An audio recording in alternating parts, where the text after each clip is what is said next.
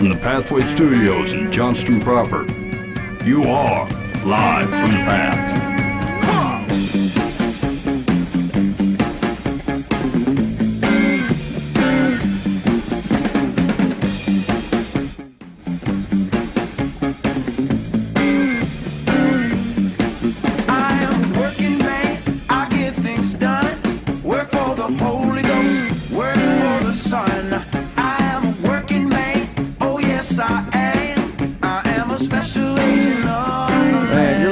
For the Path. Now I'm gonna wear your covering. I'm gonna wear your robe. From the Pathway Studios here in Johnston proper. Thanks for hanging out with us.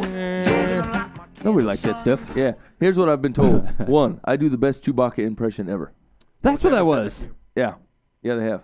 No, I don't think that anyone's actually said that to you ever. You ready? Yeah, I'm ready. Yeah. Do you really want to hear a Chewbacca impression? Yeah, go ahead. I got to step back a little bit. Way a little bit.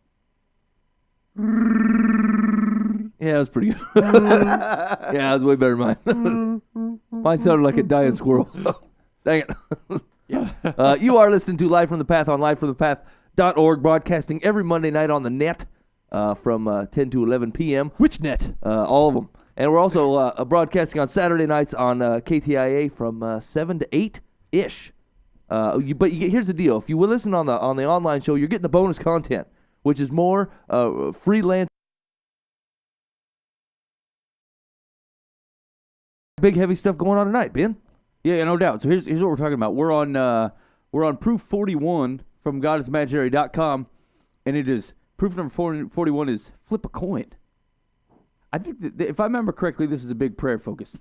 But we'll see how it goes. Okay. So we're rolling right through. We only got 9 more left plus 3 bonus, and we'll be done. Yeah. We've answered every question. Well, that scares me. So, for a couple reasons, really. One, I don't know what we're going to do to fill the show. And two, there's got to be someone else that has questions we can answer. Yeah, no doubt. I bet we can find some.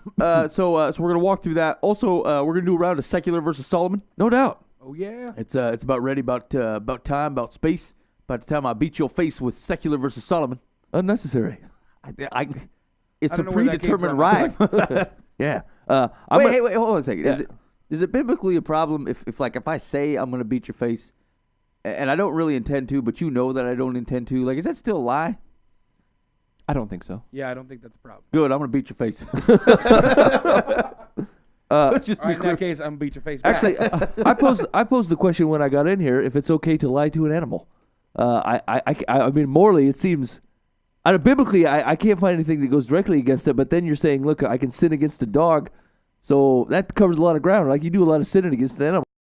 Maybe you shouldn't be lying to an animal. But here's what I did. A little bit later in the show, I'm going to tell you what I did and the situation that put me in the straits and put me in a moral dilemma on whether I can lie to animals or not. I can't wait. Yeah. Okay. Also, Troy has some Pope-style advice.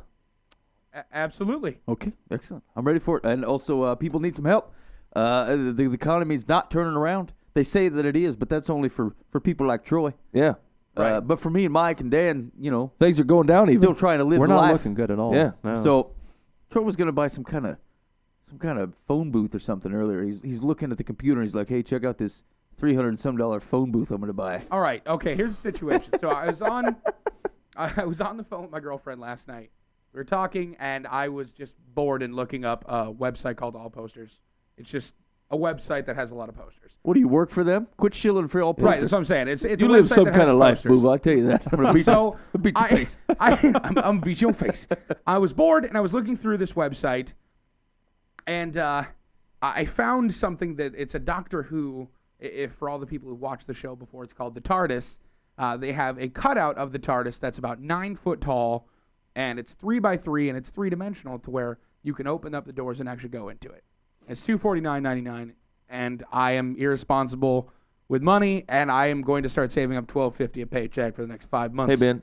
Yeah. I need you to put the camera on me for a second. You're gonna have to move Boova's camera. Is mine not working?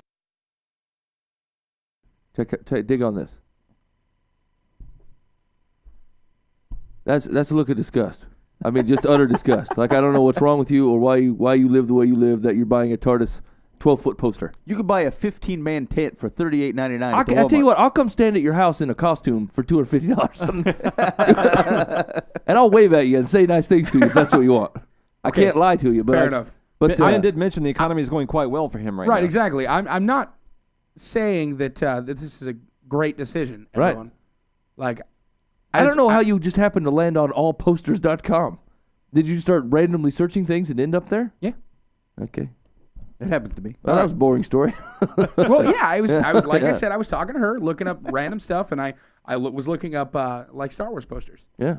because that's the kind of stuff I do at 2 Yeah, o'clock in the so morning. here's the deal. The tagline of the show is honest faith, fierce grace, and donkeys. There's no compelling radio in there. You knew what you were getting into. Right, exactly. You're listening to Live from the Path.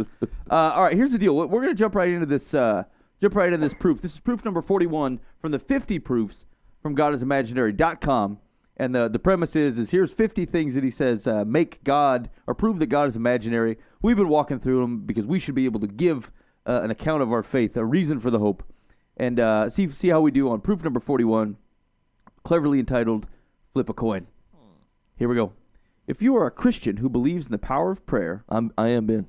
okay, I am as well. here is a very Same here. simple experiment. Don't bandwagon, Buva. Where were you at the beginning? Yeah. You're still looking up posters on the net. I'm looking for a prayer poster. I was waiting my turn, Ben. Go ahead. I bet they could do a 12-foot poster of me. That'd be awesome. in my prayer hat. Hello, tall Troy. Hey, Giant Troy, how you doing? Just waiting for everyone else to agree to pray, and then I will. Here's a very simple experiment that will show you something very interesting about your faith. Ooh, take a coin out of your pocket. Who's doing it? Dude, the economy's bad. Boova's the only one got one. Who have you got? He's a coin? only got bills. Large bills. Do you have one or don't you? No, I don't think I have any coins. I think I do. Nobody has a coin. Look at this. I got a coin. I have a piggy bank I at got a work. quarter right okay, here. Dan's got one. Let me hold on. Quick diversion. People are carrying less cash on them, right? Right. Do you feel like it's wrong if you're a homeless guy to have a debit? If you have a debit machine on you, I No. need some help. Debit. Now, if you picked up one of those old school ones that went, you know where you got a carbon paper? Yeah. I feel like I'd respect that. If you have one on your iPhone, I feel like I can't give you any money. Let me pull out my iPhone. I got this crazy new app. Go ahead and put in $5. There you go. Yeah.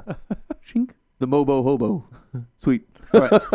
Here we go. Okay. The money's coming in. Dan, did you come up with the coin? I have a coin right here. Okay. Yes. I don't know. We can't do this. Now pray sincerely to Ra. Ooh. No, I'm sorry, fail. I'm Yeah, I'm no, out. don't do that. Ah, man. Okay, anyway, here's the hypothetical one. Don't try this at home. Dear Ra, Almighty Sun God, I'm going to flip this ordinary coin 50 times, and I'm asking you to cause it to land heads up side all 50 times. In Ra's name I pray, amen. Now flip the coin. Chances are that you won't get past the 5th or 6th flip, and the coin will land tails. What does this mean? Most people would look at this stat and conclude that Ra is imaginary. We prayed to Ra, and Ra did nothing. We can prove that Ra is imaginary by using statistical analysis. If we flip the coin thousands of times, praying to Ra each time, we will find that the coin lands heads or tails in exact correlation with the normal laws of probability. Ra has absolutely no effect on the coin, no matter how much we pray. Even if we find 1,000 of Ra's most faithful believers and ask them to do the praying flipping, the results will be the same. Therefore, as rational people, we conclude that Ra is imaginary. We look at Ra in the same way that we look at leprechauns, mermaids, Santa, and so on. We know that people who believe in Ra are delusional. Now, let's try the experiment again, but this time let's pray to Jesus Christ instead of Ra. Pray sincerely to Jesus like this. Dear Jesus, I know that you exist, and I know that you hear and answer prayers as you promise in the Bible. I'm going to flip this ordinary coin 50 times, and I'm asking you to cause it to land heads upside all 50 times. In Jesus' name I pray, amen. Now flip the coin. Once again, after the 5th or 6th flip, the coin will land tails. If we flip the coin thousands of times, praying to Jesus each time, we will find that the coin lands heads or tails in exact correlation with the normal laws of probability. We can gather together a group of Jesus' most pious followers to do the praying, and the result will be the same. Jesus will have zero effect on the coin. This makes complete sense. It's not like there are two laws of probability, one for Christians who pray and the others for non-Christians. We all know that. There's only one law of probability because prayers have zero effect. That goes for all prayers. Jesus has no effect on our planet no matter how much we pray. We can prove that conclusively using statistical analysis. If you are a Christian, watch what is happening inside your mind right now. The data is absolutely identical in both experiments. With Ra, you looked at the data rationally and concluded that Ra is imaginary. But with Jesus, ... unnecessary space, something else will happen. In your mind, you are already come up with 1,000 rationalizations to explain why Jesus did not answer your prayers. Here is, let's see if any of these were crossing your mind. Okay, ready? It is not his will. Yeah, maybe. Yeah. Yeah. He doesn't have time. No. No. I didn't pray the right way. No. No. I am not worthy. That's true, but I was. I Yeah, didn't but think that's that. not. That wasn't in my mind at the moment. No. I do not have enough faith. No. I cannot test the Lord like this. That's true. Yeah. It is not part of Jesus' plan for me. I don't know about that. And again, Well, are you serious, Dan, with the plan thing? Well, maybe he doesn't have a plan for me to have a Camaro or something. I don't know. That's what I'm saying. You just agreed to a plan, and you're not necessarily beholden to plan. anyway, final bullet point, and on and on and on and on, ... I was thinking that. Again, a misuse of the bullet point. One rationalization that you may find yourself developing is particularly interesting. You may say to yourself, well, of course Jesus didn't answer me when I pray about a coin toss because it's too trivial. Where did this rationalization come from? If you read what Jesus says about prayer in the Bible, Jesus does not ever say, don't pray to me about coin tosses. Jesus clearly says he will answer your prayers, and he puts no boundaries on what you may pray for. You invented this rationalization out of thin air. If you are a Christian who is offended by the notion of praying about a coin toss, then let's try this instead. Get down on your knees right now and pray as follows, and it's a blah, blah, blah about curing every case of cancer. Right. Will every case of cancer be gone tomorrow? Of course not. If you are a believer, you can create dozens of rationalizations for this unanswered prayer. But that does not change the reality of the situation. There is zero effect from praying, and it does not matter what you pray for. You are an expert at creating rationalizations for Jesus. The reason you are an expert is because Jesus does not answer any of your prayers. The reason why Jesus does not answer any of your prayers is because Jesus is imaginary. We can find dozens of pieces of evidence to demonstrate that the Christian story is imaginary. Start with proof number 1 to see them all. He's already going back to his greatest hits, and he's only on 41. Well, he's only had 3 hits. They're all about prayer. And that was it. That's the final. That's the end. Yeah. All right. Thoughts? Dan Hudson. Okay, so Satan takes Jesus to the top of the temple, and he says, hey, Jesus, if you're the Son of God, go ahead and throw yourself off the temple. The angels will catch you. They have to. You're God. And Jesus' response was, you shall not put the Lord your God to the test. He said, yeah, I'm not playing that game. Yeah. And that's basically God's response. I realize this does not disprove him. The last thing you can go to an atheist is use Scripture to disprove their point. I understand that.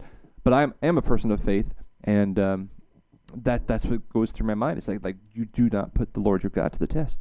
I mean, he doesn't play trivial games. He's not gonna play the flip the quarter game. Yeah. He doesn't have to prove himself to me. Here's the thing. I know that proof was not about the sun god Ray, but I feel like every day, once a day. Is it not Ra? Did I make It's a Ra. doof? I made a doofus out of I myself? call him Ray. It's raw. I call him Ray. Big Anyway, Raymond. It's Okay, not I'm about with you. it's not about the sun god Raymond, but I feel like the sun god Raymond is defeated every day by the night god, whatever his name is. Every day Those Moonies. he loses. There can't be one day where the sun god's not like, you know what, I'm just going to stay longer because I'm the ultimate sun god Raymond. And then mischievous Loki, the night god, shows up and terrorizes sun god Raymond until he runs away for at least 12 hours. Or so. Yeah, that's why I don't pray to the sun god Raymond, because he can't even control his own domain. Most of all, I thought, the question that crossed my mind while you were talking is why do I, almost to his point really, why do I think that the God of the Bible is real and I don't think the sun god Raymond is real? Uh-huh. And I thought about it, and here's the thing. I don't know that I have any completely logical evidence. I haven't really done a whole lot of looking into the sun god Raymond. Well, I mean, there's no historical evidence for Big Ray in the sky. Oh, here's the thing: is the God of the Bible reached out to me. The sun god Raymond did not.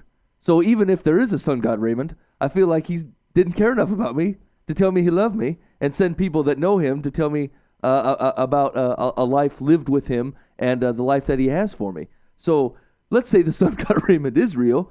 I don't know. I don't want to hang around with him. He doesn't love me enough to send people after me. So whatever. I feel like I've made the right choice. He's a junk deity. Yeah. And plus, how much work can he get done 12 hours a day? He has to go. He gets retreated. Yeah. Who wants to worship a God that 12 hours in goes, gotta go. Yeah. Sorry, sun god Raymond's tired. See you tomorrow. He only hangs out in half the planet at a time. He's half a Sabbath every day. Every day Sabbath. God gets all of it. He's got the whole world in his hands. I feel like some of his bullet points are exactly what we're thinking. It's the whole, it is not his will. So I'm not worthy, which we all agreed on is true. I can't attest Lord like this. He comments on those being bullet points and rationalizations for us. However, doesn't ever go through and try and disprove them. He just comments and says that's what we think. Yeah, it's only a mocking rationalization if it's not true. Right, exactly.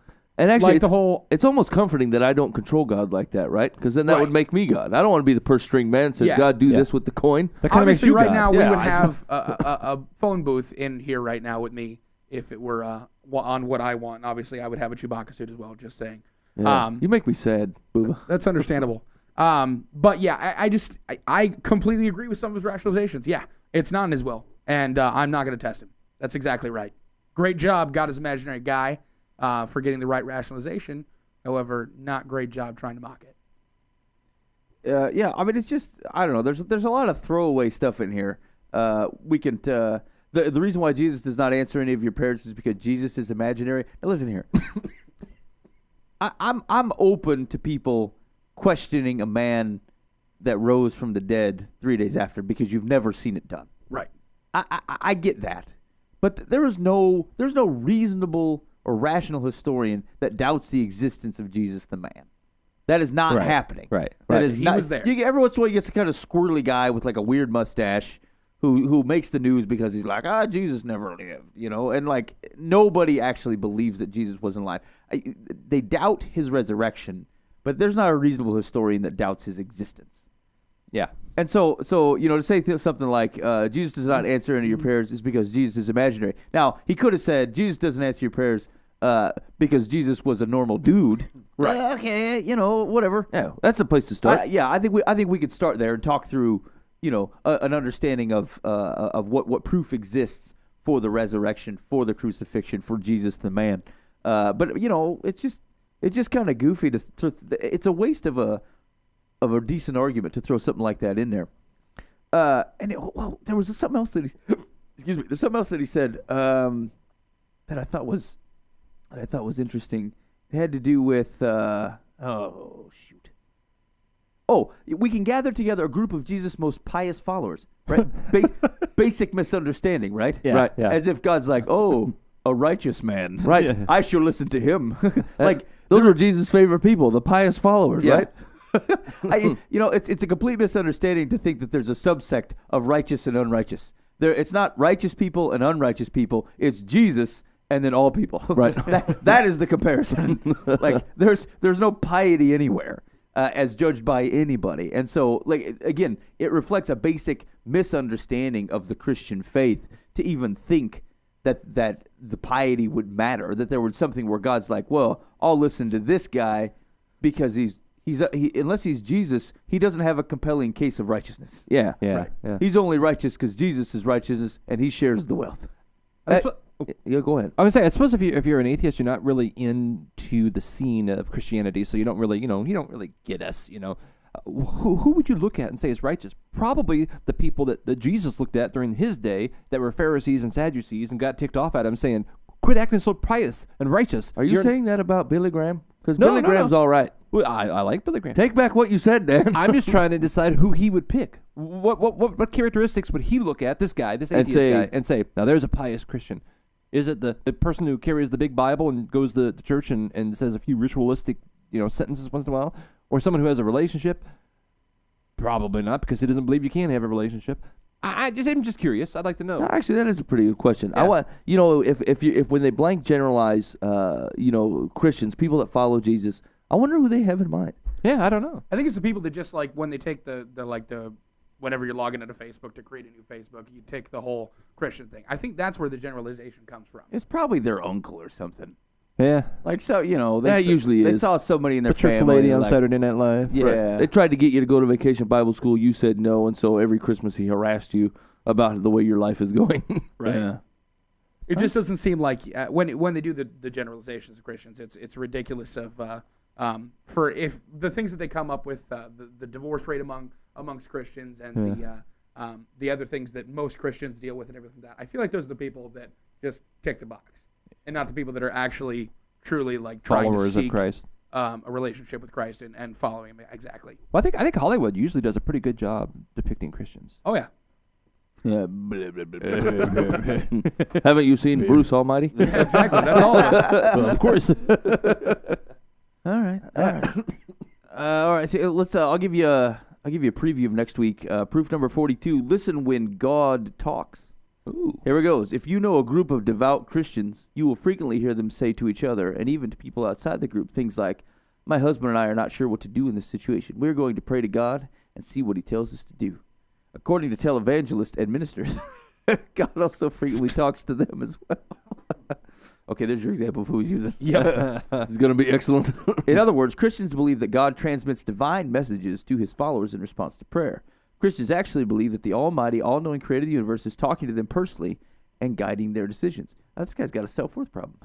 Yeah. As if God can't choose to stoop as low as he wishes. You know, that's sometimes that's kind of hard though. Like, I mean, he's obviously not coming at it from a Christian standpoint, but like, when I've sought answers from God about something, I second guess those answers Absolutely. I mean, forever. And like, I know I'm doing it, and all I do is keep praying. Like, I know that if this is what you want, that you won't let me screw it up. But I almost found it to be a Job problem. Like, I wanted more information than he wanted to give me. And I knew that's what I was after. And, of course, he knew that's what I was after. And I'm like, sometimes I pray that, and it's weird. I'm trying to decide. I'm like, Lord, you know me. You know which way I'm heading. Can you... I know I don't know what you're going to do here, but just let me be in your will. You know what I'm saying? Let me do what you want me to do. You know the way my mind works. You know what I'm thinking. And even while I'm praying, I'm still thinking it. And you know that too. So let's just get on the level here, not pull any punches and act like I'm asking for something, a craziness. Just help me to be where you want me to be. And then that's it. And that's kind of where I leave it. Because there's things where if I wanted to make leaps in a certain direction, I could do it. You know what I'm saying? And if I wanted to make leaps in another direction, I could probably come up with enough facts to do that too. And I once thought the Lord was talking to me through herds of deer because of odd coincidences that kept continuing. And I had to talk myself out of it after a while. But like, it just so happened every time I'd be driving home from this radio show, I'd be praying about something, and I'd think, well, I haven't seen any deer in a while. Father, if I'm on the right track, will you throw some deer around here? And I'll be darned if I didn't pull into my driveway like two minutes later, and there was not just one deer, there were like 10, like blocking my car from entering my driveway. And I thought, I think you're funny. That's the first thing I thought. Good one, guy. I'm like, I don't know whether you're toying with me or not, but that's funny. I thought, I'm going to keep praying on this thing. That deer thing, I was just joking. But it's weird. It's just weird because usually when I find that when I'm asking God a question, he always deals with me in like oddball sarcasm and weird circumstances. And I find that so awesome because only a God that knows me would know that that's what hits me hardest. You know what I'm saying? Where I'm like, you're kidding me. That's funny, you know? Yeah. I'm in. So, but like I said, sometimes that's hard to discern, right? Sometimes it's hard to discern whether you're making a leap or not making a leap. And so It is really hard. You have to double down and pray on that and know that God's got your back either way. But Yeah, if you're really truly wanting to know God's will, and that's really your heart is I don't want to make a mistake. That is one of the hardest things. Yeah. But it can't, but the thing is like I always default back to especially some major decisions where there's a lot of road in between A and B. I always assume if God says B is going to happen, it really doesn't matter what I do in between. Yeah. You know, as long as I'm not killing guys or living some kind of crazy sinful lifestyle. But I'm like, I'm doing my best. Dad, what do you want me to do here? Guy. By the way, Lord, I've decided to take up murder.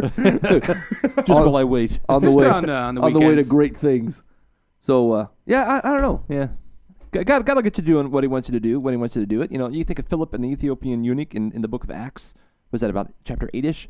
And we don't know what Philip was doing. All of a sudden, God's like, "You're going to be here," and he was Right. there. He was just there. Yeah, it was like, he's. Well, that's straighten up your pants. You know what I'm saying? Yeah. I guess I shouldn't have been doing that murder thing.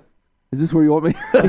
It would appear as though this is where you want me. I feel like I'd be in a weird spot if that happened to me where I wouldn't know quite how to take it. It was like, am I supposed to go after all Ethiopians? Am I does this mean? Am I the Ethiopian guy? People in carts? Did you just move me for one guy? I don't understand what's happening. Does this define me as an evangelist, or do I still get spread around? I'm wild. I'm writing my own version of the New Testament. You're listening live from the path. Did you know Jimmy Swaggart wrote his own version of the New Testament? No. I was digging through commentaries the other day, and then someone promised me they'd send me commentaries. They didn't do it.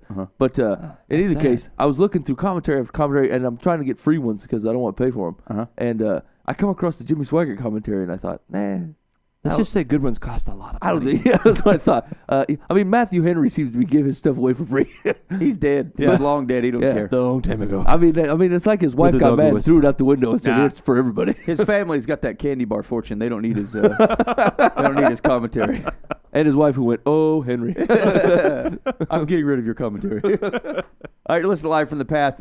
If you think we're sadly mistaken and want to take a listen through other bad advice or potential rebuttals that we've given in our previous 41 weeks on GodIsImaginary.com, you can go to the website livefromthepath.org. You can listen to the audio archives, watch the video, and hopefully learn a thing or two, either how to do it or how not to do it. Yeah. And we'll pick up next week. We got a few more to go to hook up with our man and see if we can provide a good defense of the faith.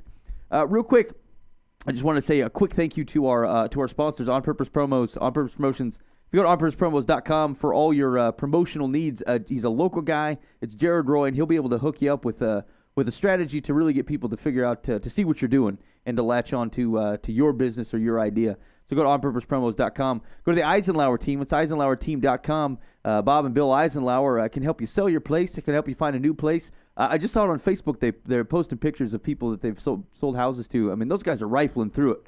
Now's the time to be buying stuff. So check out eisenlowerteam.com. Capana's Coffee and Gelato in Ames. They're on Lincoln Way, and the weather hasn't quite changed. If you're up to the winter drinks, now's the time to get in there and get it. But it's gonna be like mid-50s tomorrow, so it might be time to switch over to the gelato. I don't know.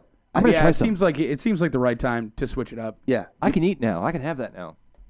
let's go. Woohoo! Okay, so go to Ames, go to Ames and check out Continue on. Capana's Coffee and Gelato, and then check those guys out. And also Valley Services. It's spring cleaning time, and sometimes the spring cleaning is way better when you don't have to do it yourself.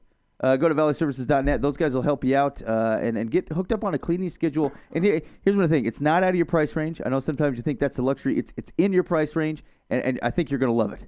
I'd give it a shot. This will be the year. Here you go. If you try it and you decide it's not for you, then cool. At least you know that you gave it a shot. I'd highly recommend giving it a shot.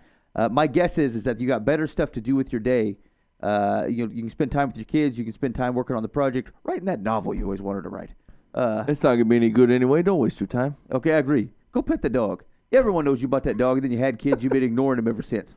Hire a cleaning service. You can pet your dog more often. Go to valleyservices.net. Also, big thanks to 99.3 KTIA for their letting us use their airwaves just for a little bit of time. Did you see? Speaking of shows of stuff happening at Ames, did you see Audrey Assad's gonna be playing up at the Zeke's? I did. They're going to be at Zeke's on the 21st? Yeah. Yeah, doors open at 7:30. I think the show starts at 8. Let me ask you this, people out there. If I started keeping track of a concert calendar for you, would you guys check it out? Because frankly, there's a ton of shows coming through town, and it turns out David Crowder was in town a couple weeks back, and I missed it completely. I did too. And that blows my mind that I had no idea David Crowder had come through town. And I had enough. After that point, I threw down my pen and paper because I was holding pen and paper at the time in case something angered me. And so I threw it to the ground, and I said, "That's it. I'm going to have to start doing a concert calendar." And so I thought I'd start rigging one up and getting it taken care of. But I want to know if you guys would use it. So yeah, here's the deal. Because a lot of the places that do those, they're kind of skewed to their own thing because they have partnerships with particular, publishing houses That's or whatever. not us. And we don't care. No, We'll tell you everybody. We'll tell you shows about everybody.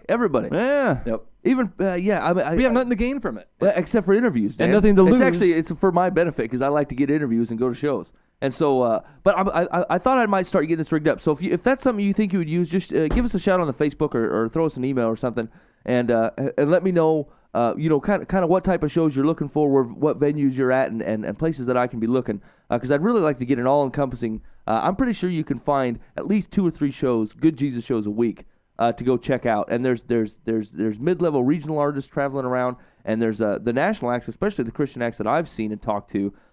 They're all national acts. I mean, they're humping it. They're out and about traveling the country. Shows that are a good day's drive away. And they're hitting one about every other day. And so we get a lot of very cool bands traveling through town. And so I'd really like to start getting people out there. And the more we attend the shows as a people group, the more they're going to bring shows here. And so, hit me up on the Facebook and at Live from the Path, and I'll see if I can't start getting a calendar up for you. Yeah, and just for a heads up of stuff that's coming up. Well, first of all, Brian Leach from Service Legends is going to be in the studio on April 8th. Yeah. So next Monday we'll get to talk to him. He's a cool guy. I have a 12-foot stand-up of him coming in. You think that's going to weird him out? No, I think that's gonna be cool. Yes. That's how you make friends.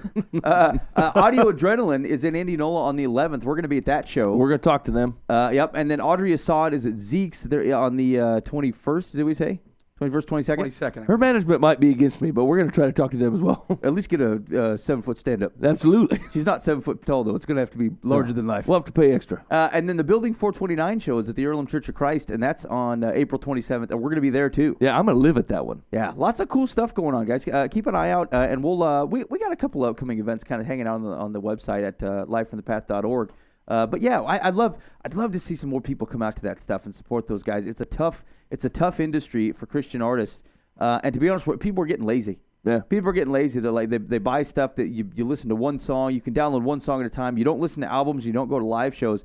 And we don't realize it, but it's going to kill music. It's going to kill the creative, the artist behind some of that stuff. So go out and check that stuff out. Yeah. I highly encourage it. We've been to a lot of really cool shows and been very privileged with the Low Rent Radio show that gets us into some places. And it's been very, very fun. Very, very cool. All right, you're listening to Live from the Path, and whether you realize it or not, your ship has come in. You've just stumbled on It's time. to one of the fastest-growing internet game shows, Secular versus Solomon. And now, for America's fastest growing game show, Internet game show. Secular or Solomon?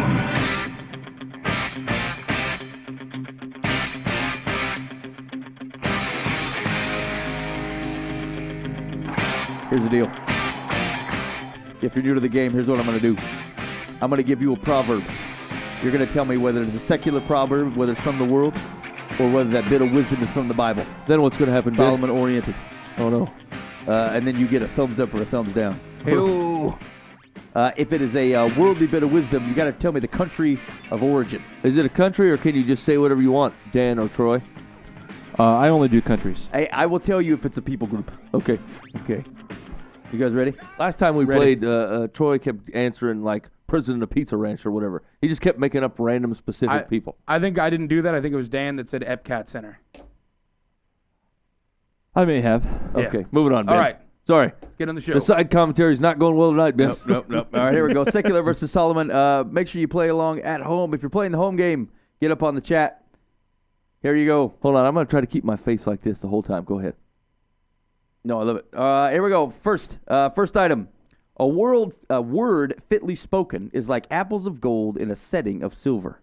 A word fitly spoken is like apples of gold in a setting of silver. Secular or Solomon? John Bova. We'll go secular Egyptian.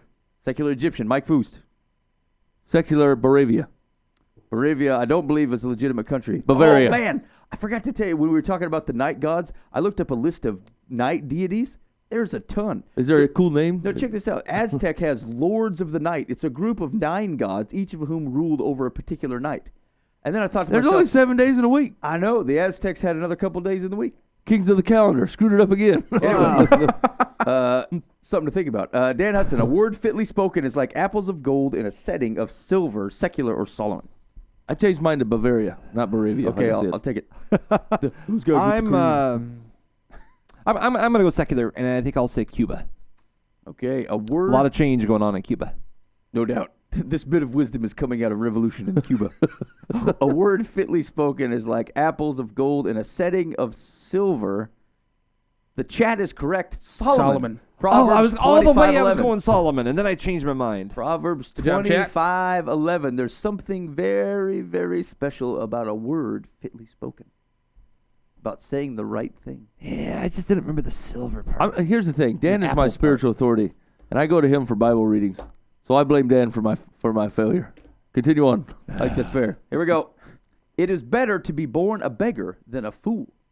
It is better to be born a beggar than a fool. Secular or Solomon? Mike. Secular and Latvia. Secular. Latvia. Dan Hudson.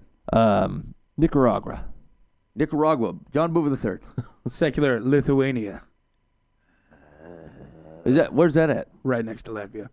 Is it? Yeah. I've been to both Is places. that Eastern Europe?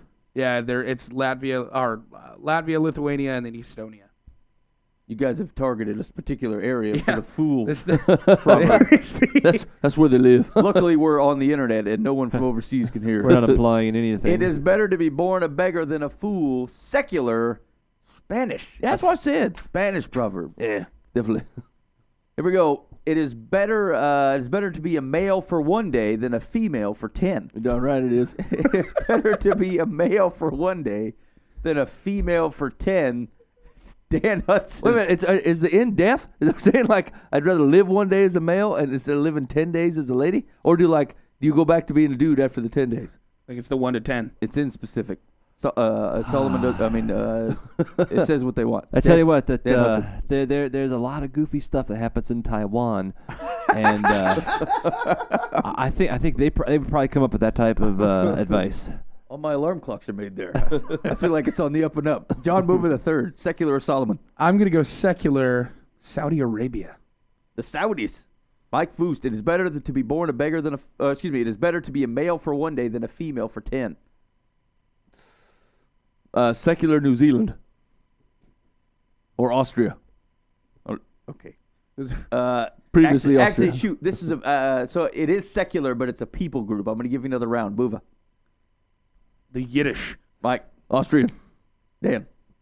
Dan's not good with this. I don't know. I was sure it was Taiwanese. He says the Serbs. How big? Like Asian?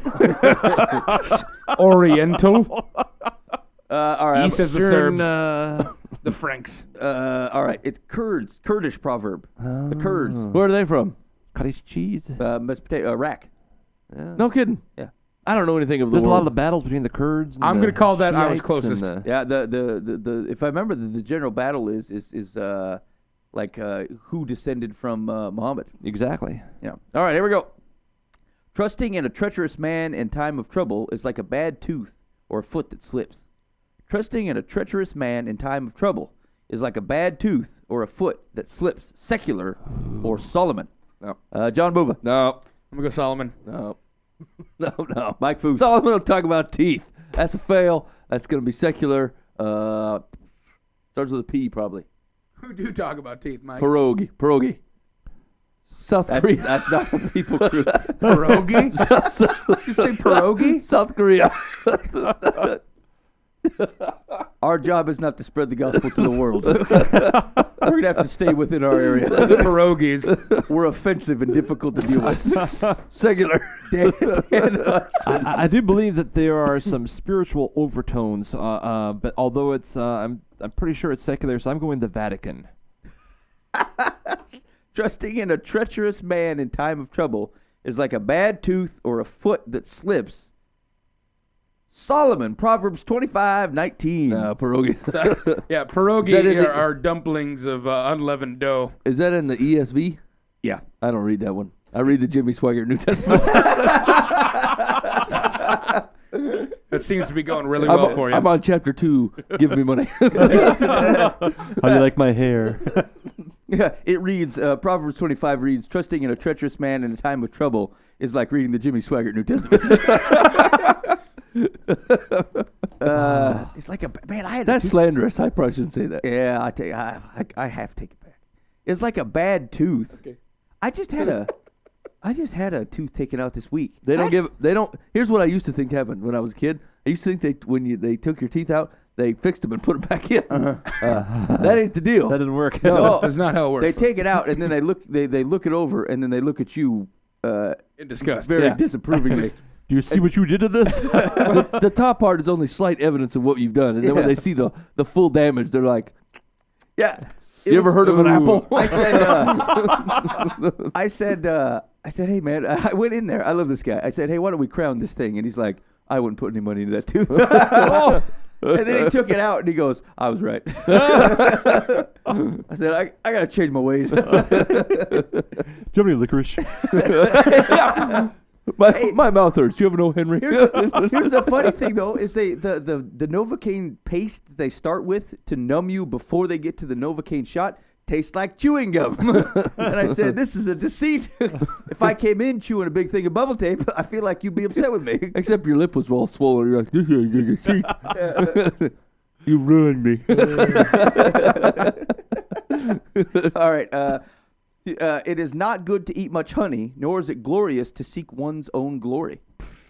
It's not good to eat much honey, nor is it glorious to seek one's own glory, secular or Solomon. Mike. That's a Solomon. Dan Hudson. I'm not feeling it tonight. I'm going Panama. Panama. What do you mean you're not feeling Solomon? It's glorious and honey. He did throw the honey in. Is there something about He wind likes in the there? honey. The Panamanians have overdone it with the honey. What is it? Verily, verily. What does he say? Wind. Something wind. Like the wind. Yeah, like the wind. Yeah. Vanity, vanity, vanity. Vanity, vanity, wind. Yeah. Solomon. John Mover the third. I'm going to go Solomon. It is not good to eat much honey, nor is it glorious to seek one's own glory. Winnie the Pooh. Proverbs. Solomon. 25:27. Not feeling it, huh, Dan? I'm not feeling. I got to read Proverbs not this in feeling it, ESV again. I still haven't done that. He who cannot agree with his enemies is controlled by them. He who cannot agree with his enemies is controlled by them. Secular or Solomon. Dan. That does sound like South Korea. I think that sounds Scottish. Scottish. John Mover the third. Secular Mongolian. Mike Foost. Secular. That's not a country. Do you want Botswana. I was going to say Roland. I'm gonna have to- Roland's not a country. I have to take away the country portion. Rolling. Roland? He You want me to play or not? He who cannot agree with his enemies is controlled by them.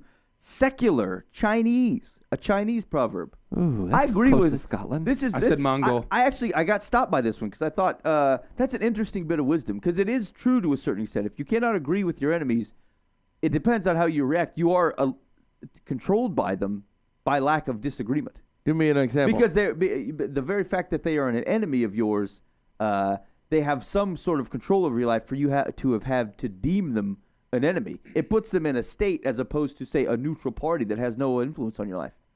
There's effort put into deeming someone an enemy. No, you're just being aware. You're being aware of them. No, otherwise, if you were just cognizant of him, he's Now, just a now neutral listen here. party. It's like saying that like the deadly brown recluse spider is an enemy of mine. I don't spend all my days plotting against them. I'm just aware of them when they come around. Then I wouldn't consider that your enemy.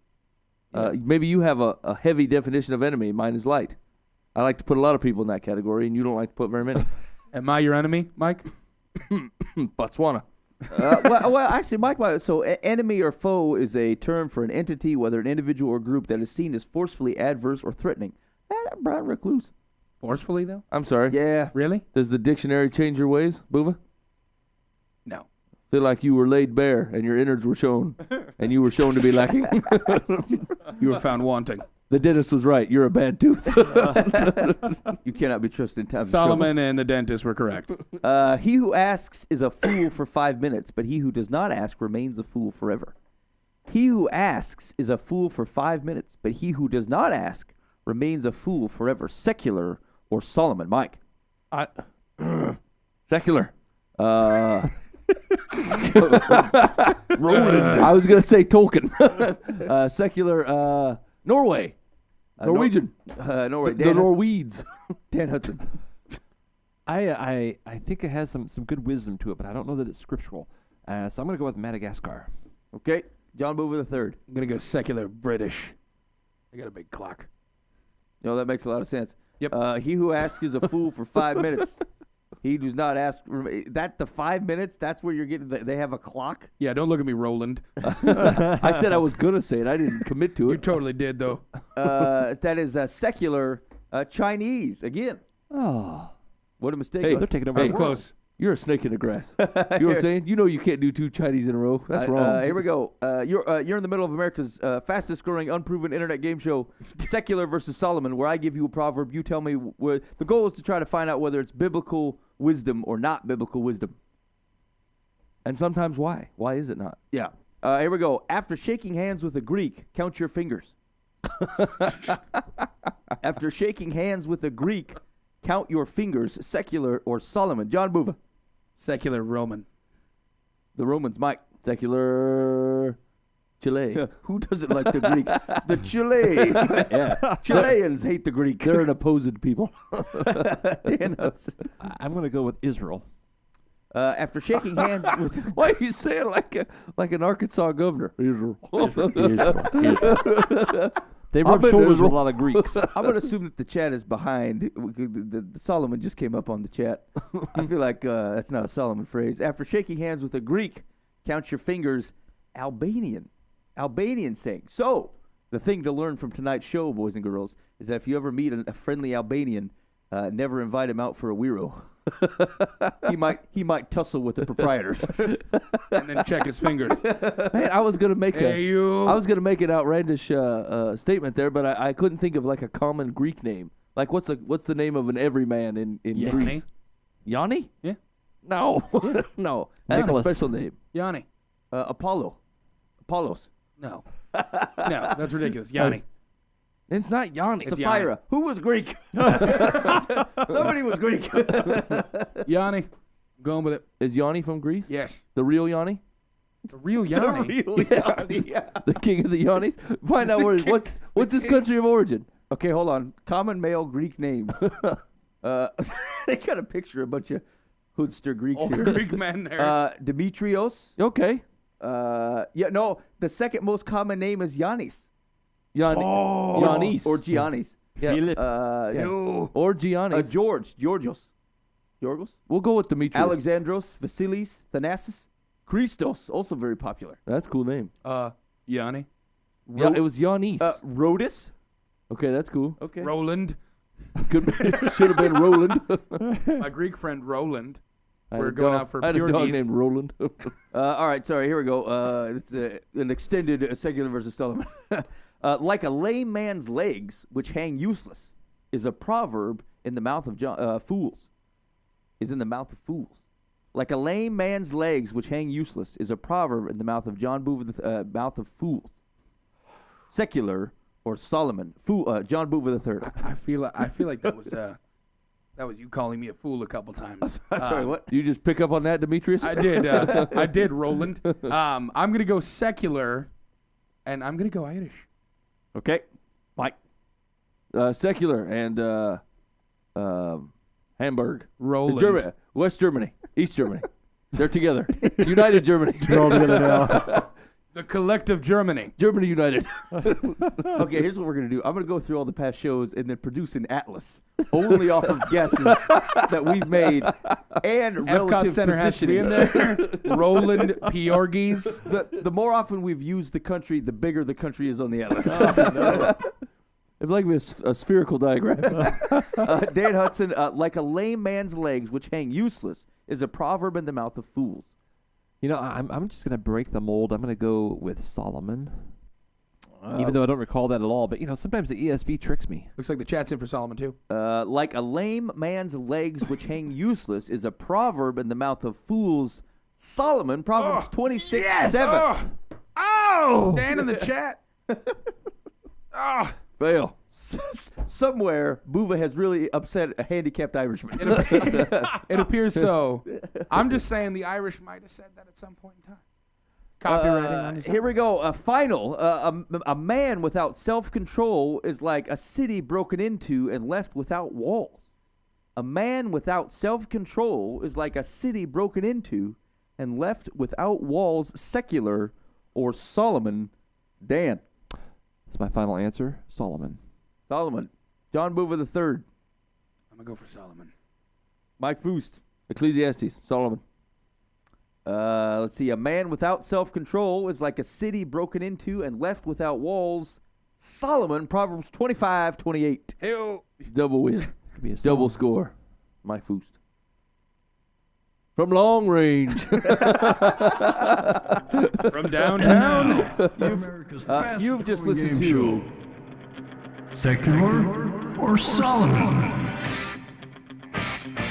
All right. Secular Solomon is brought to you by Capana's Coffee and Gelato Heck yeah. in Ames. You can ponder our foolishness over a delightful gelato. Yeah. I tell you what, $4, and you can say, I'm glad I'm not those guys. Yeah. It's a self-esteem booster. There's things to praise the Lord about. If you're Yeah. having problems in your life, you're like, I just don't see any blessings in my life. You're not me. Yeah. Something to think about. There's a Demetrius right now. Couldn't be happier. What do you think of to talk about my legs? I don't do impressions. No, you don't. All right. Anyway, And yet they continue. I don't know to regret it until it's happened. That's often how I deal with my wife. They're like, oh, whoops. Hey, I knew better than that from the last time it happened.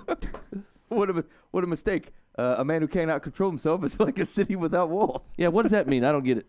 What's the breakdown? There's no defense. There's no. You just splatter. The whole city is just out there. You open yourself up for attack, right? A man who can't control himself opens himself up to be invaded by anything. Yeah. Right. Okay, I'm with you so far. Yeah. Okay. Proverbs 25:28. All right.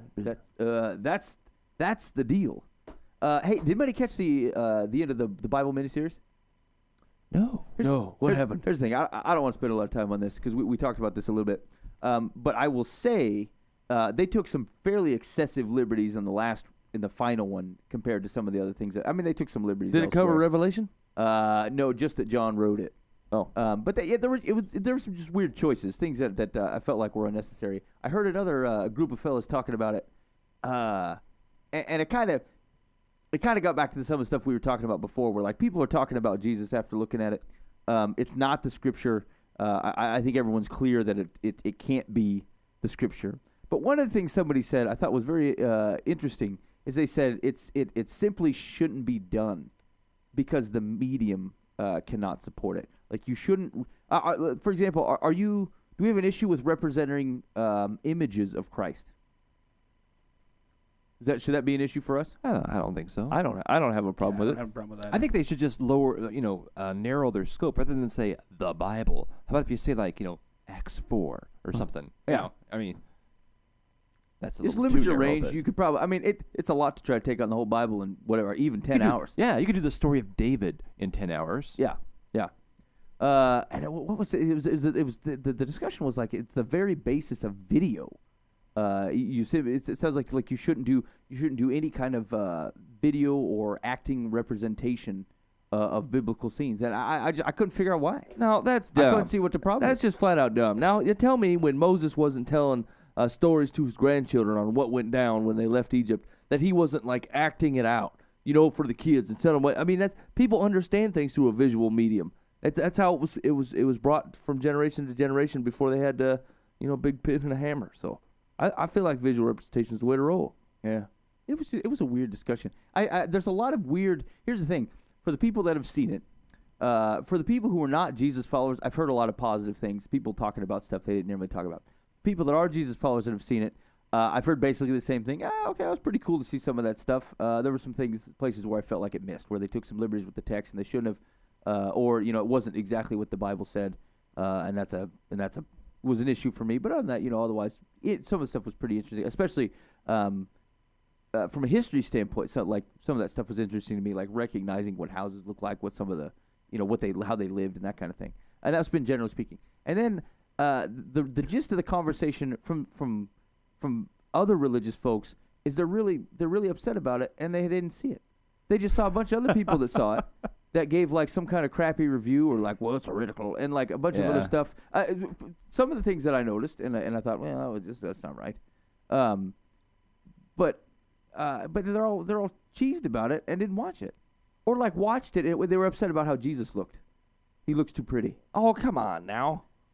The thing, that's a stupid problem. Yeah. First of all, what are they? There's only so many actors. Here's the one thing I thought. I thought if that's a barrier for you, that's you. That's a you problem. I saw the Jesus. Like I didn't think, oh, that's an overly. He's no handsome Jim man. Caviezel, but I just like that's in your head. Like something's going on in your mind that you need to let go of. That's a problem for you. It's not a barrier for anybody else. it's a personal thing. Like the people that grew up 2 generations before me, they remember the guy from the King of Kings, right? Whoever played Jesus from the King of Kings, that's their first representation when they think of Jesus as a human, right? Mine tends to be Caviezel because he was in the Passion of the Christ, and that's what I remember. You know what I'm saying? Like it's just it's just giving somebody a basis. It doesn't mean it owns it now. Like Jesus has to be that man. Someone has to play Jesus. You can't just have like a shadowy figure of nothing. That's lame. I don't know. I'm not on board with that. The whole conversation kind of irritated me, and I thought this is something that Who do you think of when you think of Moses? Charlton Heston. Yeah, of Charlton course. Heston. Of course you do, right? Same thing when you think of Pharaoh, right? Every time you read Yul Brynner. Yeah, you read it again, and even when you read it in the Bible, Yul Brynner comes to mind, right? Is that a bad thing? Is he a terrible representation of Pharaoh? I don't think so. It's not a big deal. The whole thing kind of made me. It's like the stupid thing that if you were not a Christian and you saw these people arguing about this, you're like, that's dumb. This is stupid. Actually, I was It irritated me. And like, what? Here's the thing: is like I understand why the conversation comes up. I get it. Like I heard it from multiple places, but like, I mean, people are talking about Jesus, and you got to protect the scripture and make sure it's not being misrepresented. But like, intimacy with God will change where people are at, Right. not being, well, if Jesus was too pretty, I don't believe in God. Yeah. I just don't see it. That's kind of like with the comic book movies that come out. You know, I remember that the Hulk came out and everybody was all upset. Oh, the Hulk's just not real. Blah blah blah blah blah. And I'm thinking back and I'm going, well, I used to read the Hulk, but I was never like a comic book guy. I just enjoyed him. Yeah. And I thought I went to the movie, totally thinking it's mindless entertainment. I had no problem with it, you know. But people who were like big Hulk fans were like, the one where like there was poodles and stuff. I can't remember. Yeah. 1, 2, 3, 7, whatever number it was. Number 1. And was that the first one? Yeah, it was Eric Bana and Jennifer. Oh yeah. Yeah. All right, you listen to Live from the Path. Here's the deal. If you're listening on the podcast, plenty more show to come. We got more. If you're on 99.3 KTIA, thanks for hanging out with us. We will see you next week. If you want to hear the rest of the show, including some advice on Dear Life from the Path, go check out the audio that's posted on livefromthepath.org. We will see you next week. Thanks for listening to Live from the Path.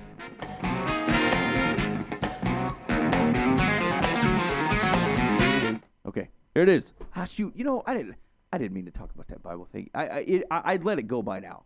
Actually- I let it go, and it irritated me. And here's the thing: is I like the guys that were having the conversation, and a lot of their conversation was interesting. But like that narrow thing, I'm just like, what a waste! What a waste of time and effort. Hey, we didn't watch it. It stinks. It's heretical. It's causing problems. Don't ever represent Jesus visually. I'm like, I don't know. I don't know. Maybe I'm not protective enough. I don't know. I was actually really interested. I was reading through the story of Samson last night, you know, and I thought I wish I would have watched that thing on Samson on the Bible, because like I read that story. It's like in Judges like 13 through 16, and I cannot make heads or tails of what's going on in that story. Right, Samson. Every time I read it, I'm like, there has to be something I'm missing, because Samson comes off as the biggest jerk face I've ever seen, like a pious jerk face. And God continues to enable him to do things, and I'm like, he just keeps getting worse and jerk dumber. face lust bunny. Oh, Right. he's just dumb and dumber and dumb and dumber, and then he keeps doing dumb stuff, and I'm like, man, why is God using this guy? You Why know, is he a jerk? like I know God doesn't pick the people you think he'd pick, but this guy's like outright taking what God has given him and sitting with it. You know, like he's just terrible, and I'm trying to figure out how to redeem this man, you know, and I don't think I can. Like it's just he seems to be like, I don't know how he ever made the heroes of the Bible list. Yeah. There's not even, like, David has some redeeming parts to him. Samson doesn't. Like none. I mean, there's just like no redeeming parts to that man. He even went out killing everybody. Yeah. He's like, Lord, just let me kill them all. Yeah, you grant know? me my strength back so I can bring down and kill these thousands. He went out telling a lie. Yeah, I just want to be propped up against these pillars just to support myself. And he's thinking, I'm going to tear the place down. That's a lie, you know? I don't know. A quick shout out to Sky Does Minecraft Xbox. It's good to see you out on hanging out on the YouTube chat. Heck yeah. I saw you. Okay. Go. All right, you What want to you do got? Dear Yeah. Life from the Path. Let's Here do we it. go. My husband and I have been married almost 10 years. He has always been a good husband, but recently he has been coming home increasingly late. He says he's putting in overtime. The other day when I was doing the laundry, I discovered a red stain on his undies. Oh, boy. Oh man. He said they were painting the bathroom at work, and he had gotten paint on it when he used the facilities. But it looks more like lipstick to me. Can you tell me how to get the lipstick out of his shorts? I'm sorry. What? That's her advice. That's the question. Hold on. This might be April Fool's joke. That seems terrible. Okay, we're not touching really- that one. That one's yeah, gone. no, that one's we're- out. Okay, hold on. Let me do it. I feel like I've read the April Fool's Day. That's terrible. That's outrageous. Okay. Oh boy, something's happening. Okay, here it is. Dear Live from the Path. I have a relative who is very ill. She's not expected to survive. She has a 1-year-old daughter, Whitney, and a husband who isn't particularly interested in parenting once his wife is gone. My husband and I have a 3-year-old, and my husband would like to have more children. I love this relative and the little girl, but I'm not interested in raising another child. I'm fine with just one.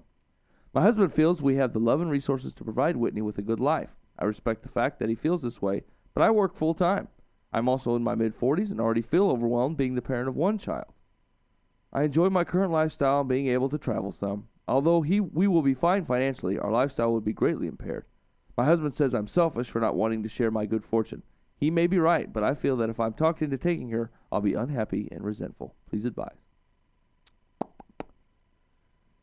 Ooh, Where are you at there? that's tricky. You both have to be all in. Yeah. You can't be.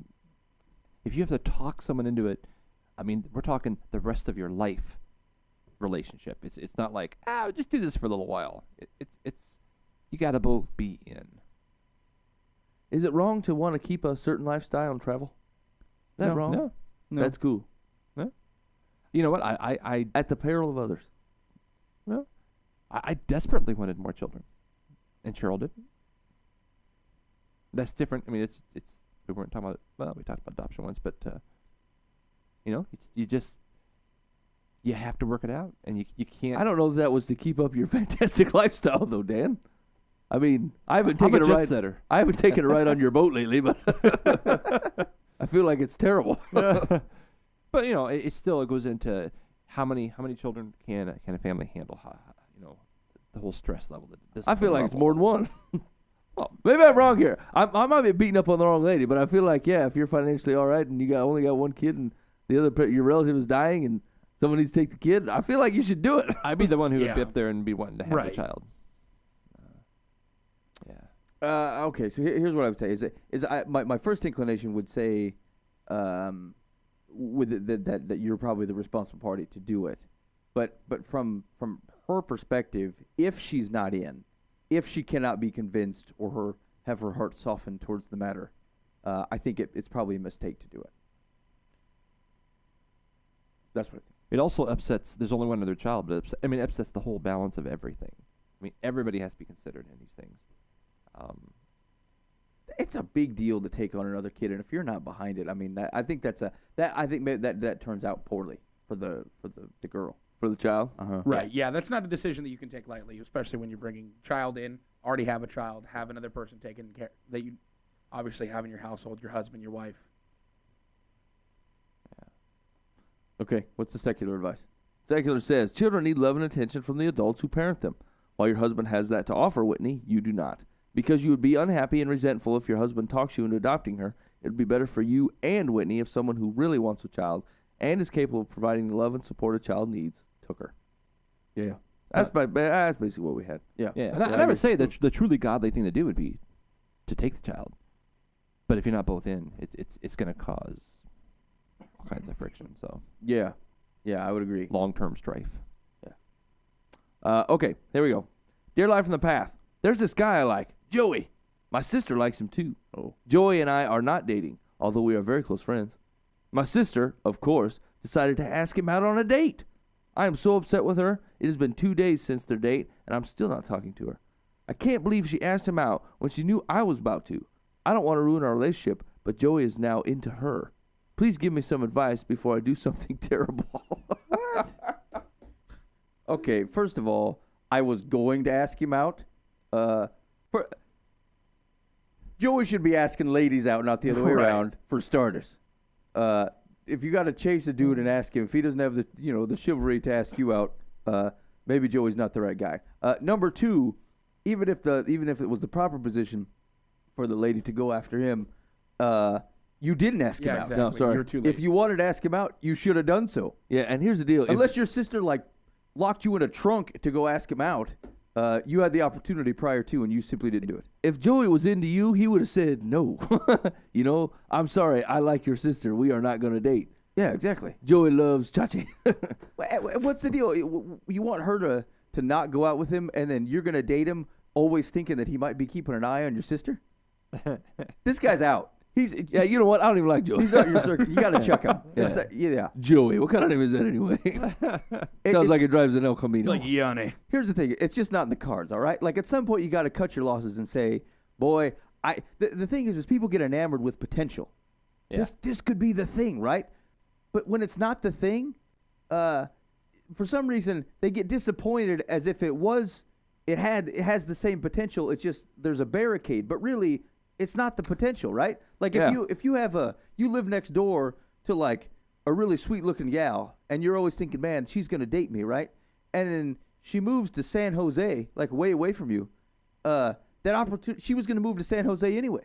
You were never gonna like date her for a long time and get married and spend time at the ice cream shop. She moved. Yeah, I do this with celebrities all the time. I'm almost certain that me and most celebrities would be good friends if they just knew me, but they don't. I'm like, man, if I could just run across so and so at the store or something, I'm sure we'd just hit it right off, and we'd have good friends. And he probably gives out awesome Christmas presents. And then and it turns out like and then like you see him interviewed on Letterman or something. I'm like, man, he's kind of a turd. He's not near as cool as they portrayed him in that movie, you know. And so, but like I could totally see this happening. Like Ben's right. The chances of something usually outweigh the actual benefits to it. Like I'm almost certain that we would be best of friends if we could just meet up sometime. And it turns out like it's never gonna happen, and they probably don't even like me. You know what I'm saying? Like I've done this before in my younger days, especially. I was almost certain me and very highfalutin people we'd be best friends because I fit right in, and I don't at all. I once sent a letter to a young actress, trying to get her to date me, and I did not receive a response. I actually just recently tried to get a young actress myself to be my Valentine. It did not work out. It was a at fail. all. It was a fail. Yeah. Hundreds of people put that out there. Yeah, Nothing. did No, not. no response. I was sad. Sure at all. Yeah. See, and she's probably not sitting at home going, man, if I could just have a guy from a low rent Christian radio show give me a buzz, we'd be Valentines forever. We'd really hit it off. And be never best friends. gonna happen. Yeah, I guess overall is to recognize that the thing that you're really excited about, right? The person that you really want to be around. If you find out that you can't be around them, like at the same time, you need to recognize that your expectations for what could have been should also be lowered, right? You didn't miss out on it's not like going to the Olympics and breaking your leg as you're walking to the stadium. That stinks. The opportunity is still there, and you simply can't do it, right? But like to the extent that in my previous example, when the girl moves to San Jose, even if you started dating her last week, she's still moving to San Jose. She's still gone. The thing that you thought was going to happen was never going to happen. Yeah. So put your expectations back where it belong. Joey, who dates your sister and who has to be asked out by the ladies, is not the cream of the crop. Yeah, you seriously. built him up too high. Where's your old man in this deal? Like, seriously. Yeah. Okay, here it is. Secular says, if your sister jumped in knowing you were interested in Joey, it was sneaky and wrong. But you have nothing to gain by declaring war over it. Keep your options open and bide your time. Oh, with luck, the romance will blow over. That's terrible. And when it does, if you have maintained your position as Joey's close friend, you could make your move then. Oh my gosh. It may take nerves of steel, but I have faith in you, and it will be well worth it in the long run. Are you kidding me? Plot your own sister's relationship exactly. demise so you could pounce on Hope Joey? that their relationship crashes and burns so you can jump in and get. This is the worst advice ever. Seriously. Secular's really falling off the wagon. Hold on a second. The chat is contending that since we are not ladies, we don't understand. What do you mean? You are not girls. You don't get it. That's broken girl code. Okay, hold on. Hit me with the gist of it because I'm not following you. I mean, I is don't Joey understand this girl code. is Joey What's being really broken? very attractive? Let's say Joey. If the sister knew, she shouldn't have done that. Well, I mean, I think we obviously know that it was wrong for the sister. If you knew your sister liked somebody, Well, they both liked him. So why is it wrong for one and not the other? oh, that's true. What, they both have to stay away. That's a good. Either quiz. both stay away or whoever goes first gets it. I mean, No, that don't seem fair what you're saying, Dan. if there's like, if three of us are at the kitchen table and there's one piece of ham left and we all want it, well, whoever reaches for it first No, gets it. obviously you don't need it, and Ben doesn't even like ham, so I feel like the ham's mine. Done. Yeah, see? No, you're I right. want the ham. There's only That's a- 3 of us, and you're not one of them. That's a crappy solution. You split the guy in half, Solomon style. That's what you do. I can solve problems. That's You David. take the top part. That's David's style. Wait.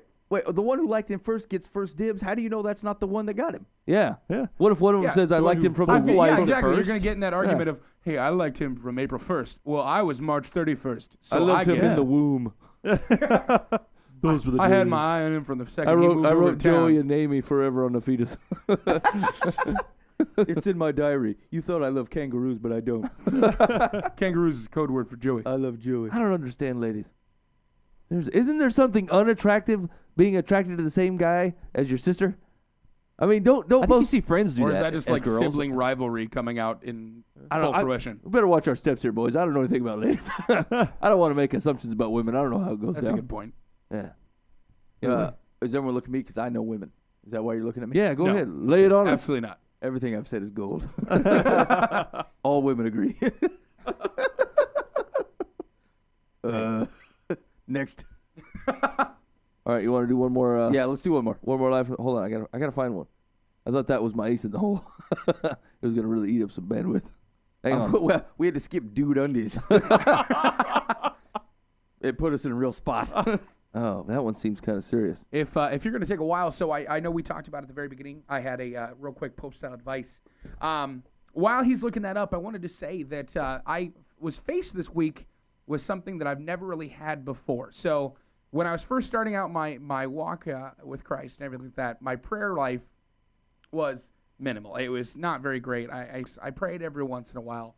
And then I started getting better and better to where I could sit down for a while and really pray and really get into some prayer with God. Just recently, I kind of had I flipped back. I wasn't able to pray fervently and wholeheartedly like I did before. I wasn't able to sit down for 25 minutes and pray or anything like that. So I actually made a list. I sat down even before I started praying, and I started thinking about the stuff that I really wanted to give to God and the people that I thought about while I was thinking, I need to bring this to God. The stuff that I'd been talking to people about, and I had a list of about 15 things. And as I started reading off these prayers, as I'm doing like a constructive prayer that I had just made, everything came flooding right back to me. And it was crazy because I'm seeing like number one, my job, number two, my family, whatever. And then I started breaking down into more and more stuff that I'm seeing. And I even get into more prayer. And I sat down for an hour and a half and I was praying like wholeheartedly over this 10 bullet point list. And the last bullet point was not and so on and so on and so on or etc. It was an actual bullet point, so it was proper.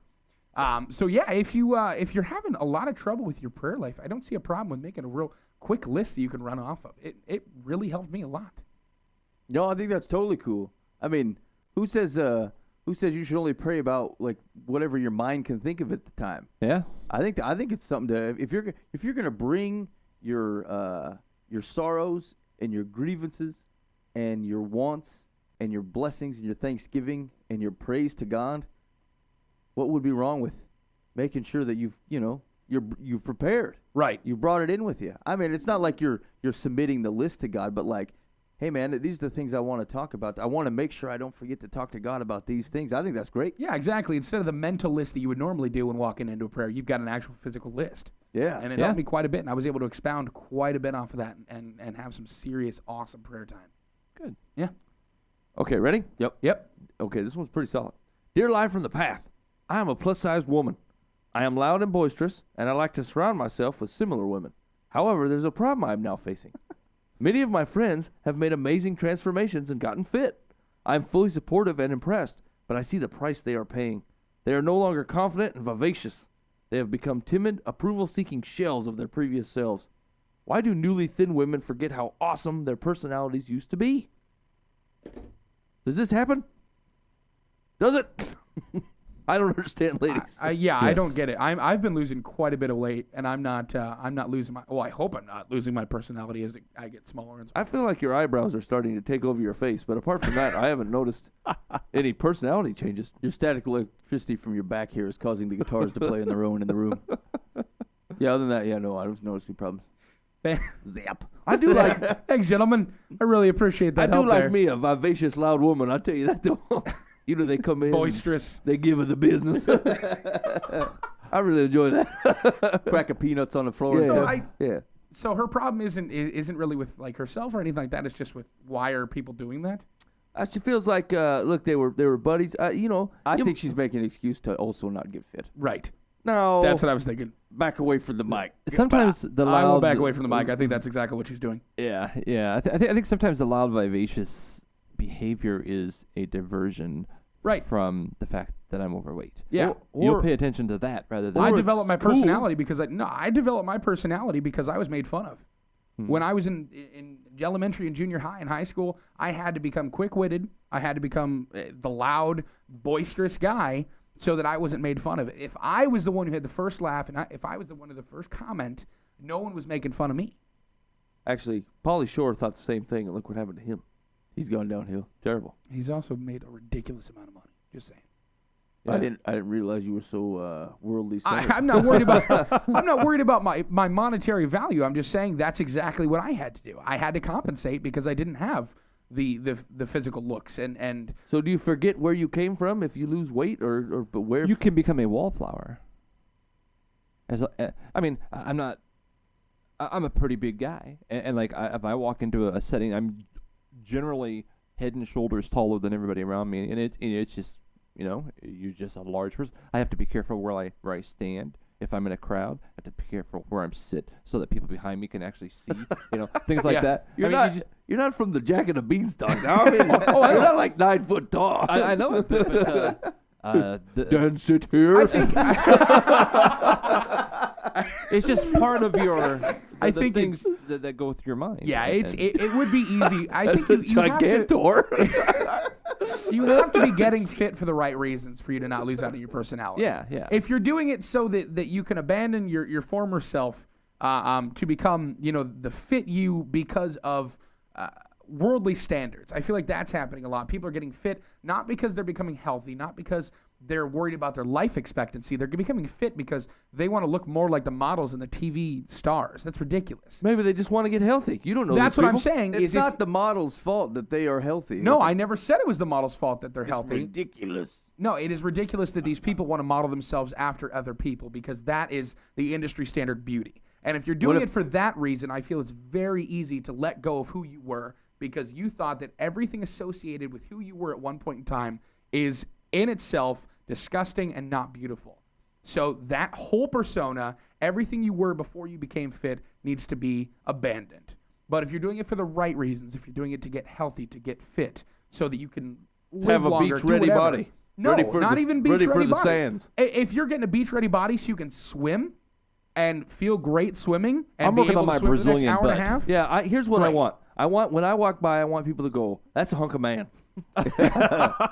When I walk by- here's the thing: I've done it. I've been there. I've accomplished that. I want to stop jiggling when I laugh. That's my thing. Maybe you should be more of a mean character. I'm sick of laughing and then things around me are shaking because I'm laughing. I really enjoy what you're saying. I don't remember where I was, but I was laughing hysterically the other day, and the contraption that I was on was shaking from my laughter, and I realized it wasn't because I had such a booming laughter. It was my stomach was I'm interested moving in with my laugh. I've not been on a contraption. I'm interested to know what you were like a seesaw. I was on this merry-go-round.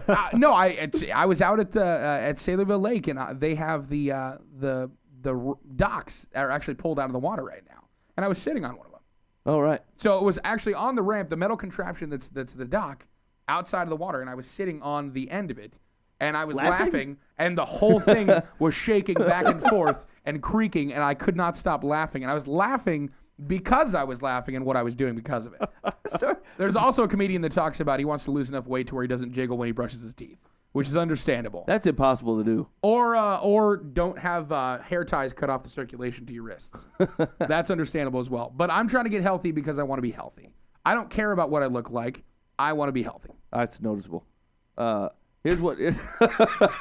Thanks, Mike. What's Secular's advice on that Here's one? the- I think it's all right to look at. You assume that all celebrities and healthy people or fit people are it is vanity, but I maybe never they're just fit. I Maybe never it's all assumed right that. to look at someone and say, "Hey, I'd like to look like that person." I never They assumed take care that. of themselves. I think that's appropriate. Yeah. That I never said I assume that everyone that does that is that reason. I was I saying don't remember that you if giving a caveat. I said that if it's your reason, you just want to be the industry standard beautiful. If that's the reason, I would I'm not like- saying that everyone is fit is vain. That's not. I would what- like to be handsome like the industry. Is that so Well, wrong? That's not a bad thing, but if that's Thank your you. sole focus, yes, it is a bad thing. If that is the only reason that you're being compelled to do anything, that's vain. That's complete vanity. No, I just want to be large and in charge. What if I want to give my wife some sweet arm candy? Doesn't she deserve that? I think she's married you and or loves at you least right get now. rid of the embarrassment. Wait a minute. Trust me, I said that too. I literally just told someone that I know I'm still trying to lose weight, that you're holding out to eventually have a good-looking boyfriend. Yeah. I promise you that. What do you mean? Did you say she married me anyway? Is that what you said? Yeah, exactly. I don't you have a look ridiculous. responsibility to try to do the best I can to make her decision better as the days years go on. Yeah. I never said that. I'm saying that I feel like that shouldn't be the number one thing that you're focusing on. I love my wife. I want her to have sweet arm You're a candy. heartless warlock of a man. I'm a heartless warlock of a man. Don't you understand love? Fine. If you want to look great for your wife, awesome. But as long as it's not something that's just based and surrounded in vanity. Your back hair just zapped me again. Good. That's what I was going for. I've been shaking a little bit to come up with some static energy. All I can Cannon Jack. Here's the thing. After that story you told, all I could think was like walking randomly out by Sailorville Lake and like with no one else around, you're just like sitting on a pier I was laughing. I wasn't by myself at Sailorville Lake doing this exaggerated guffaw on a boat ramp. Let's see what happens. I can't believe I drove out here to do this. And then like I feel like I could have done this at home and on a then, bed. like silence, and he looks around and he goes, "Zap!" I feel like I might have to do this now just to see what people do as they All right, pass. here we go. Secular says, not knowing your friends, I can't answer for them, but it is possible that having become transformed and fit, they no longer feel they.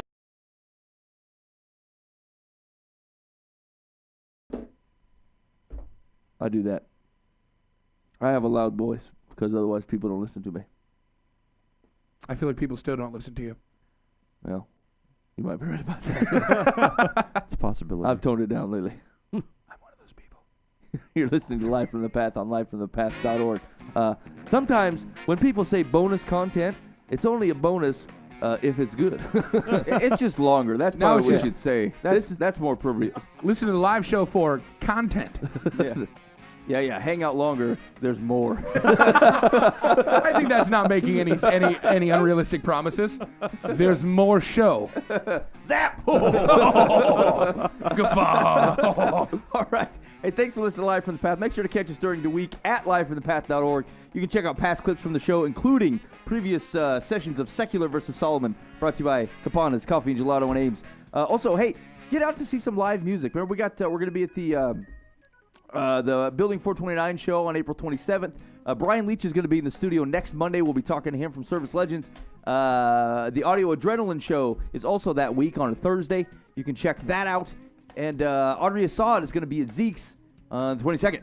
Lots of cool stuff going on. Dig on the concert calendar. I'm going to put it up. Maybe not this week. Next week. I'll get it up there. Clear your calendar. Get out and do something. John Booba, make up some lyrics to this tune. I feel like I can do this for next week, not right now. I'm What? not an ad-libs lyrics guy. Mike, go. Here it is. Wait a minute. It's going to change chords a minute. Sitting by the lake. Doing the jiggle laugh. I'm by myself. All by myself. I'm sitting by the lake. That again is app. That again is app. Uh-oh. I took a cab there when I'm by myself again. Where's my car? I'm laughing by the dock. I don't know where I'm going. Somebody's gonna pick me up. All right, you're listening Live from the Path. Have a good week.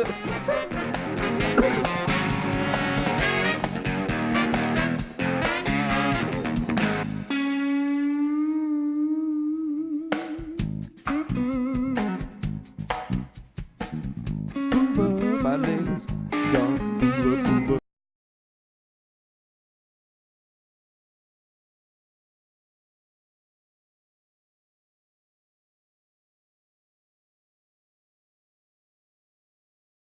Chipmunks, but it is